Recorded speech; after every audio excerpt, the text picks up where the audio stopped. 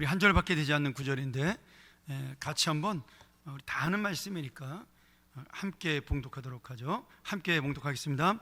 이 내 아들은 죽었다가 다시 살아났으며 내가 잃었다가 다시 얻었노라 하니 그들이 즐거워하더라. 아멘. 우리 한 번 더 기도하고 주님 말씀 듣습니다. 러시아의 굉장히 유명한 작가요 대문호죠.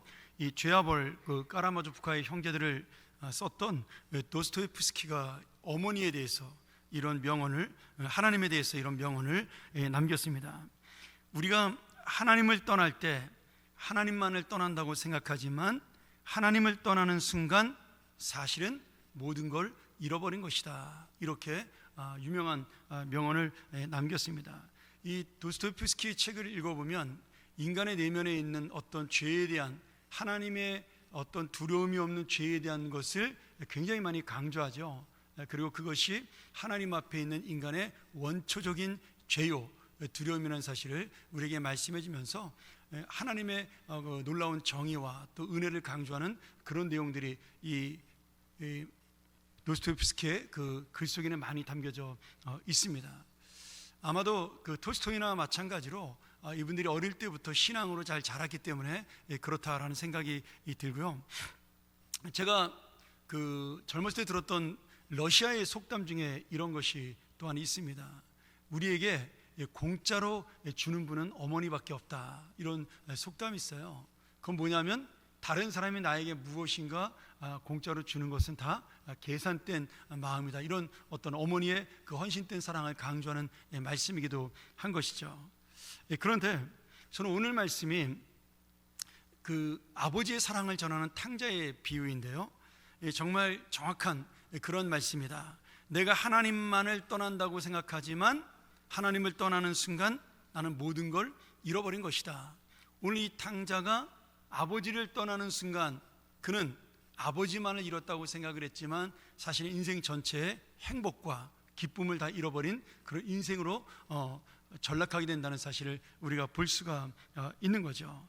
저는 오늘 특별히 이 말씀 속에서 한 사람의 탕자가 아닌 둘째 아들 탕자와 또 큰아들 탕자의 모습을 발견하게 되었고, 그러나 여전히 두 탕자를 탕자가 아니라 아들로 사랑하는 아버지의 마음을 통해 하나님께서 탕자도 같은 우리를 얼마나 사랑하시는지를 이 말씀 속에 깨달을 수가 있었습니다. 그래서 이 말씀은 탕자의 비유라고 하기보다는 정확히 말한다면 기다리시는 아버지, 그 아버지의 사랑, 오늘 그것을 보여주는 것이 이 비유의 핵심이다. 우리가 이렇게 말씀드릴 수가 있겠죠. 오늘 이 큰아들과 둘째 아들 두 탕자를 향한 아버지의 마음이 바로 오늘 나를 향한 아버지의 마음이요 사랑임을 깨닫는 귀한 은혜의 시간이 되기를 간절히 소원합니다. 이 첫 번째는 제가 여러분하고 집 나간 탕자의 어리석음과 아버지의 마음을 함께 나누기를 원합니다. 우리가 잘 알지만 아버지의 재산을 미리 받고 나간 둘째 아들 탕자는 악하거나 나쁜 사람이 아닙니다. 여러분 오해하시면 안 됩니다. 우리가 흔히 이 탕자라는 말 자체를 악한 죄인에다 비교하고 있지만 실제로 우리 모두가 내 마음속에 다 그런 마음을 가지고 있습니다. 사실 부모님의 재산이 탐이 안 나는 자녀가 어디 있겠어요? 죄송합니다. 있습니까? 있으면 죄송하고요. 근데 우리 중에 아마 거의 대부분은 다 부모님의 재산이 나에게 돌아오기를 바라는 마음이 다 있을 것입니다. 이게 둘째 아들 탕자의 마음이었어요. 차이가 있다면 조금 더 빨리 이 재산을 받아서 아버지에게 독립하고 싶었던, 그래서 그 아버지의 재산 중에 자기의 몫인 유산을 마음대로 사용하고 싶었던 철없는 마음, 그것이 바로 탕자의 죄라면 죄겠죠. 그래서 이 탕자는 자신의 방법으로 행복하게 잘 살기를 원했고 또 그 인간적인 방법으로 아버지의 재산을 받아서 풍족한 삶을 누리기 원했던, 저는 철없는 아들이다, 이렇게 보고 있습니다. 근데 문제는 자기만 생각하는, 아버지와 가족이 아닌 자기만 생각하는 욕심이 바로 죄의 근원이고 우리가 가지고 있는 마음이라는 사실입니다. 제가 우리 유치부 전사님에게 이 설교의 제목과 본문을 받았어요. 여러분도 아시지만 이제 우리가 평안가족 연합 예배를 드리게 되면 전사님들이 저에게 설교 본문과 제목을 주면 제가 거기에 맞춰서 기도하면서 설교를 준비합니다. 근데 이 본문을 제가 화요일 날 저녁 때 이렇게 가만히 보면서 받고 생각을 해봤어요. 근데 말씀을 읽으면 읽을수록 그 탕자가 바로 나라는 생각이 들었습니다. 오늘 여러분, 여기 둘째 아들 탕자의 정확한 잘못은 무엇일까요? 아버지의 재산을 가지고 나가서 다 탕진한데 이 탕자의 죄가 있습니까? 그렇다면 만약에 탕자가 이 재산으로 주식에 투자하거나 사업해가지고 큰 성공을 해서 돌아왔다면 탕자가 아닌가요? 한번 생각을 해보셔요. 우리가 알지만 예전에 그 누굽니까? 그 우리나라의 유명한 재벌이었던 정경 씨가 아버지가 소판 돈을 가지고 도망해가지고 집을 나와 가출해서 성공한, 자서전에 보면 그런 이야기가 나오지 않습니까? 그러면 정종 씨가 성공해서 금이환양해서 고향으로 돌아갔기 때문에 그 아들은 불효를 안 저지른 건가요? 한번 잘 생각을 해보셔요. 우리의 핵심이 우리도 모르게 물질에가 있다는 거예요. 탕자의 잘못이 아버지의 재산을 허랑방탕하게 전부 다 써버리고 망했다라는 데 사실은 우리가 갖고 있는 문제가 있습니다. 이게 바로 성경을 자본주의적으로 바라보는 마음인 거죠. 왜냐하면 우리 안에도 이 세상에서 가장 중요한 것이 물질이라는 마음을 가지고 있기 때문입니다. 근데 실제로 지금 이 성경에서 말하는 탕자의 죄는 아버지의 재산을 갖다 다 써버린 것이 아닙니다. 그건 자기 몫이에요. 미리 썼으니까 그것이 문제가 아닙니다. 지금 탕자의 가장 큰 죄는 뭐냐면 아버지의 마음을 모르는 데 있었던 겁니다. 여러분, 재산은 이 탕자가 성실하게 잘 사업하거나 불려서 더 큰 부자가 될 수도 있었습니다. 물론 철이 없었으니까 그냥 방탕하게 써버리는데 이 탕자가 잘못을 했겠죠. 근데 돈을 벌었다고 해서, 부자가 되었다고 해서 이 탕자의 마음, 아버지의 마음을 생각하지 못했던 불효가 사라지는 것은 아닙니다. 실제로 이 집을 나간 아들 중 이렇게 성공한 재벌은 몇 명 안 됩니다. 우리가 알지만 아버지의 돈을 가지고 집을 나간 자식 중에, 가출한 자녀 중에 성공해서 돌아온 사람이 몇 명이나 되겠어요? 저는 뭐 거의 없다고 봅니다. 대부분 망했겠죠. 그런데 돌아온 그 한 사람이 성공을 했기 때문에 그 마을에서는 성공한 자녀가 되어서 그 불효가 저절로 씻어진 것입니다. 아니죠.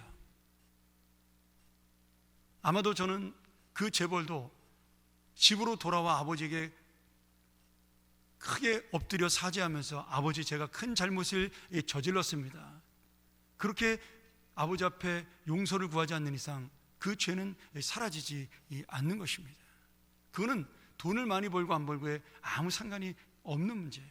왜냐하면 부모의 마음을 아프게 했기 때문입니다. 지금 탕자는 집을 나갈 때도 자신과 재산만 생각을 했습니다. 그 재산을 탕진하여 집으로 돌아올 때도 지금 아버지의 마음을 생각한 것이 아니라 재산을 잃어버린 것을 미안해하고 면목없어하고, 그리고 자신이 그 재산을 잃어버렸기 때문에 아들 자격이 없다고 생각을 한 거예요. 여전히 이 탕자는 아버지의 마음이 무엇인지를 모르고 있는 겁니다. 이것이 죄라는 거예요. 여러분, 우리가 예수를 믿는다고 해서, 내가 하나님의 사랑을 받는 자녀가 되었다고 해서 하나님께서 정말 원하시는 일을 이룰 수 있고 하나님의 마음을 내가 이해할 수 있다, 이것은 다른 문제입니다. 은혜를 많이 받았다고 해서 하나님의 뜻대로 살고 하나님의 원하시는 그 마음을 깨닫고 살아가는 그런 사람은 쉽지가 않은 거예요. 그래서 오늘 우리가 이 본문을 보면서 지금 탕자가 생각했던 미안한 마음이 아니라 아버지가 생각하는 마음을 이해하고 그것을 깨닫는 것, 그것이 바로 오늘 우리 비유가 보여주는 핵심입니다. 여러분들이 들었던 말씀하고 조금 다른 주제일 수도 있겠어요. 근데 저는 오늘 이 말씀을 생각하면서 그런 은혜를 주님께서 주셨습니다.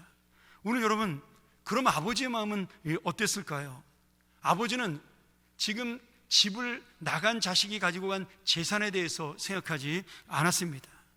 오직 둘째 아들 탕자가 잘 살고 있는지, 그가 어떻게 살고 있는지 날마다 그 걱정을 하고 자식을 바라보는 부모의 마음만 가지고 그 아들을 바라보고 있었던 거예요. 우리 한번 20절을 한번 볼까요? 우리 화면을 보면서 제가 한번 읽겠습니다. 아버지께 20절 말씀, 죄송합니다. 이에 일어나서 아버지께로 돌아가니라. 아직도 거리가 먼데 아버지가 그를 보고 측은히 여겨 달려가 목을 안고 입을 맞추니. 여기 아버지의 집과 거리가 먼데, 이 말이 굉장히 의미가 있죠. 여러분, 이게 단순히 문자적으로 멀다는 말씀일까요? 아닙니다. 지금 탕자의 마음을 지금 표현하고 있는 거예요. 아버지는 아마도 마을 입구까지 와서 그 아들이 항상 오나 안 오나 바라보고 있었던 것 같아요. 그래서 이 거리가, 집과 거리가 멀다라는 표현을 쓰고 있는 것 같아요. 근데 저는 이 거리가 멀다라는 표현이 집과 지금 그 거리의 문제가 아니라 아들의 마음과 지금 아버지의 마음이라고 저는 생각이 들었습니다. 둘째 아들이, 이 탕자가 집에 들어가지 못하는 죄송하고 면목 없는 마음의 거리, 내가 아버지의 재산을 다 탕진했어, 아버지께 돌아갈 면목이 없어, 내가 이제 아버지의 집에 돌아갈 수 있다면 그 집에 종살이라도 하면 굶기는 면할 텐데. 여러분, 탕자의 말을 잘 보셔요.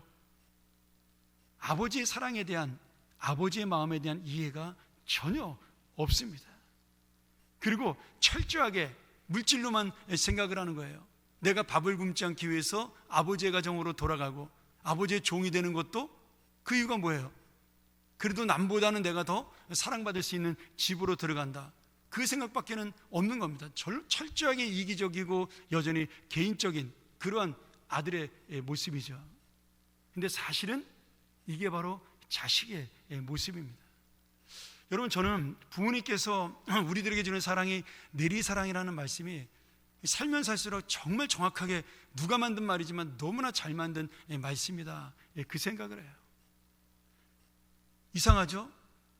우리도 자식을 키우는데 그 자식에게는 한없이 주고 싶고 사랑이 가고 애가 탑니다.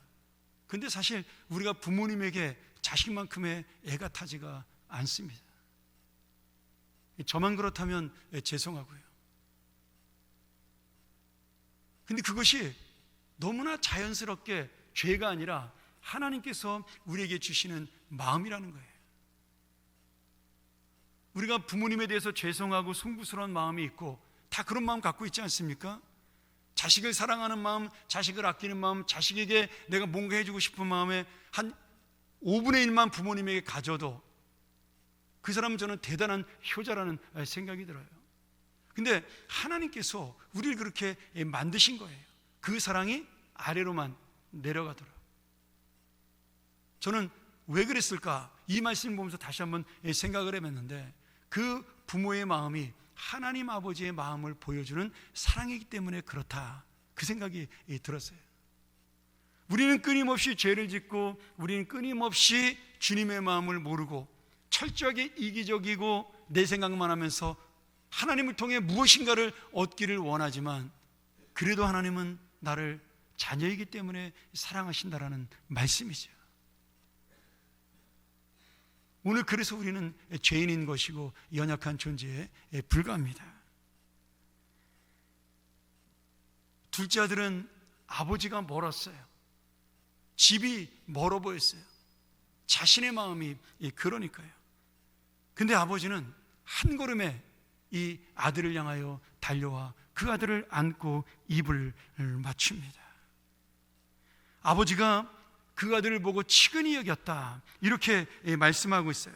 이 측은히 여겼다라는 말이 성경에 보면 여러 번 나옵니다. 민망히 여겼다, 불쌍히 여겼다, 이런 단어로도 또 표현되고 있죠. 예수님이 오병이어의 기적을 일으킬 때 그 광야에 모였던 백성들을 보고 그들을 불쌍히 여겼다라는 말씀이 나와요. 그 단어와 오늘 이 측은히 여겼다는 단어가 똑같은 의미입니다. 이것이 바로 스플랑크 니조마이라는 헬라어인데, 내 심령, 이 간장, 폐, 간, 이런 내장을 의미하는 단어예요.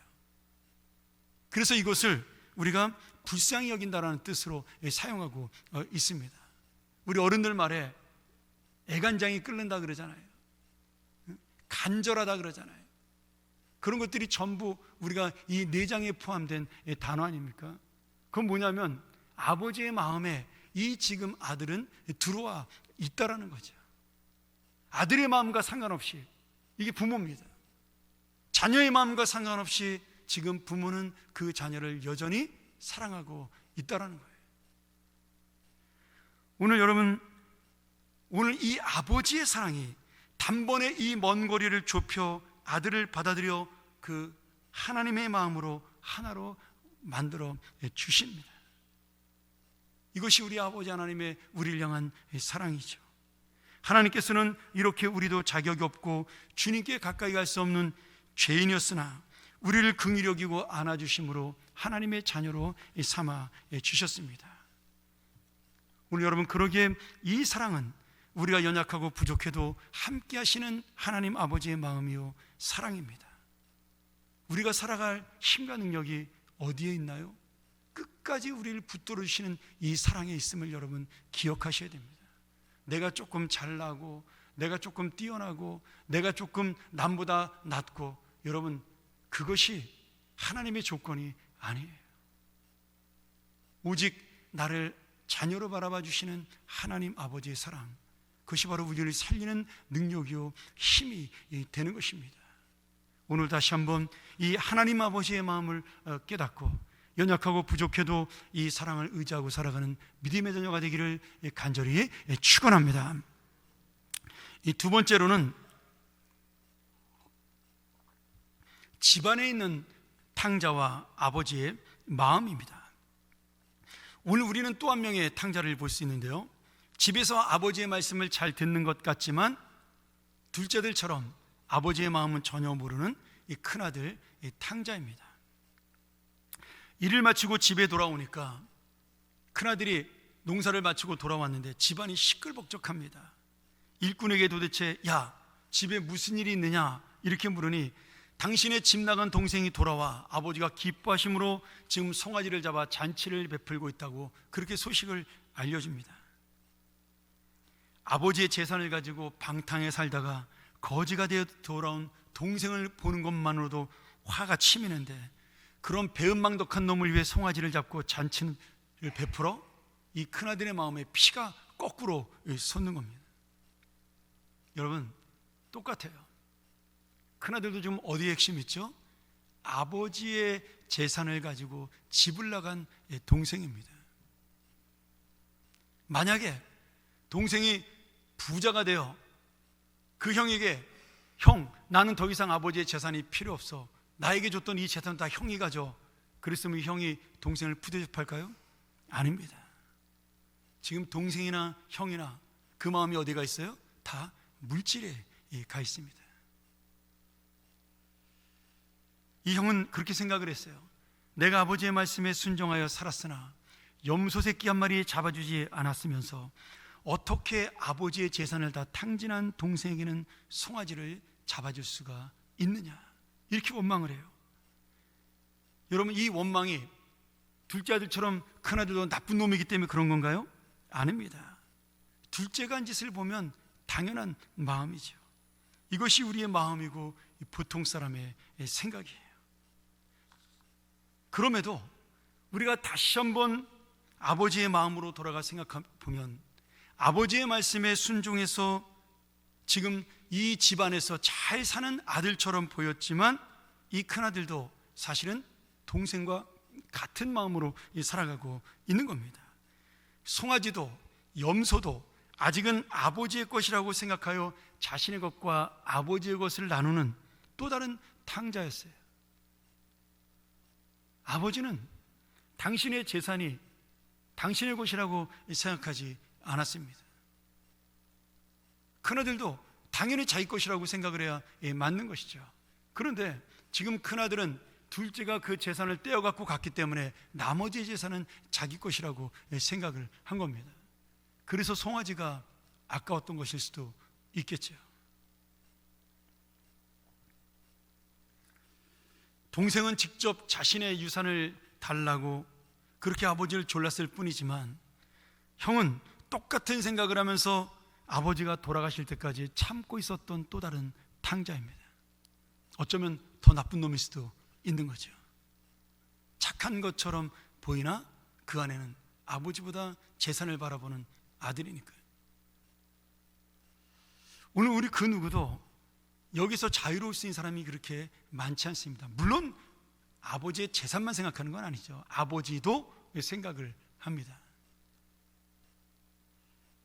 그런데 이 아들이, 큰아들이 조금 더 아버지의 마음을 돌아봤더라면 지금 아버지가 날마다 그 마을 입구까지 가서 죽었는지 살았는지 모를 동생을 기다리고 있다라는 그 마음, 아버지의 마음이 얼마나 힘들고 그 동생을 보고 싶어 할까 하는 그 마음을 생각했다면 큰아들은 자기도 수소문해서 동생이 어떻게 살았는지 확인해 봐야 그것이 진정한 형이죠. 그리고 아들입니다. 그런데 지금 이 동생이 돌아오거나 살아온 것은 관심이 없고, 동생이 매일 기다리던 아버지의 마음도 관심이 없고, 자신의 마음, 원망만, 불평만 늘어놓는 것, 자신의 서운함만 가진 것이 바로 큰아들의 마음입니다.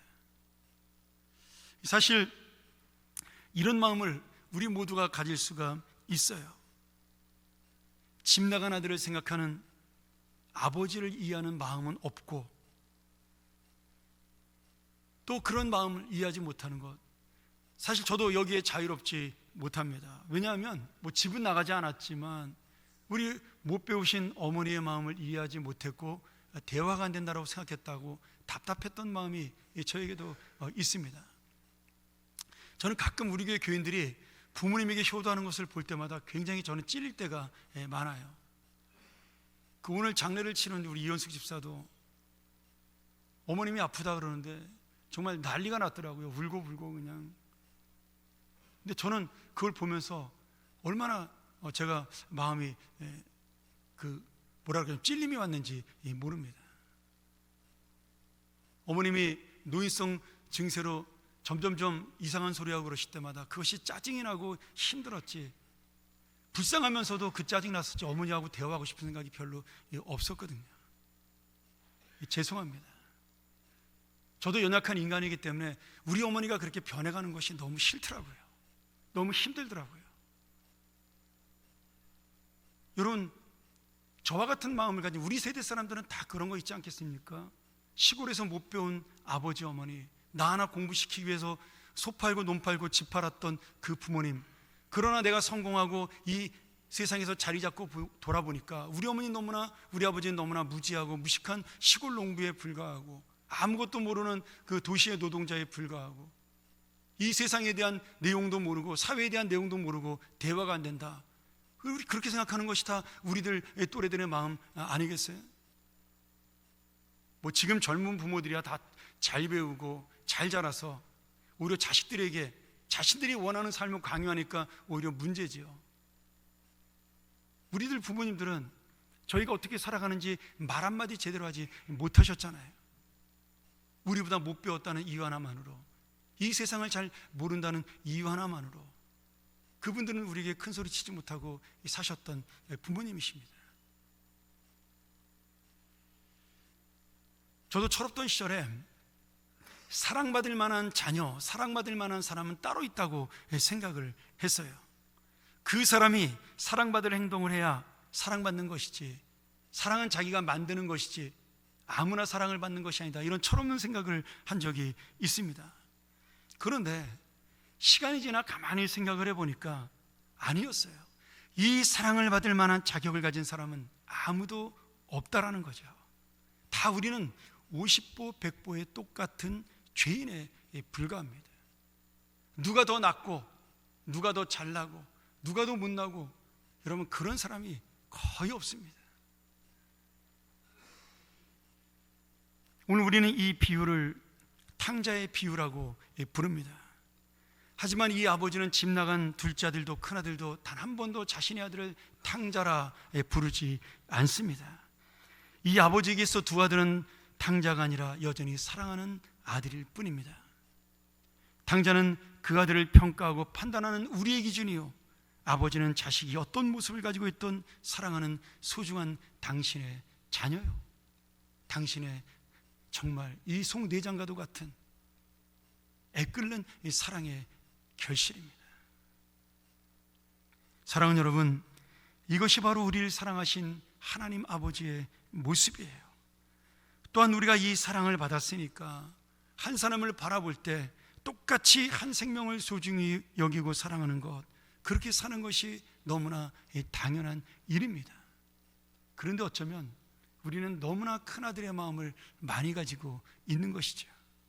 아버지에게 순종하는 것처럼 보이고 착한 아들처럼 보이고 다른 사람들에게 다 좋은 사람처럼 보이는데, 내 마음에 안 드는 사람, 내 기준에 맞지 않는 사람, 나에게 가치가 없는 사람은 나도 모르는 사이에 재단해버리고 칼로 선을 그어서 저 사람은 아니라고, 사랑받을 수 없는 자라고 우리는 그렇게 생각하는 큰아들일 수 있다는 사실이죠.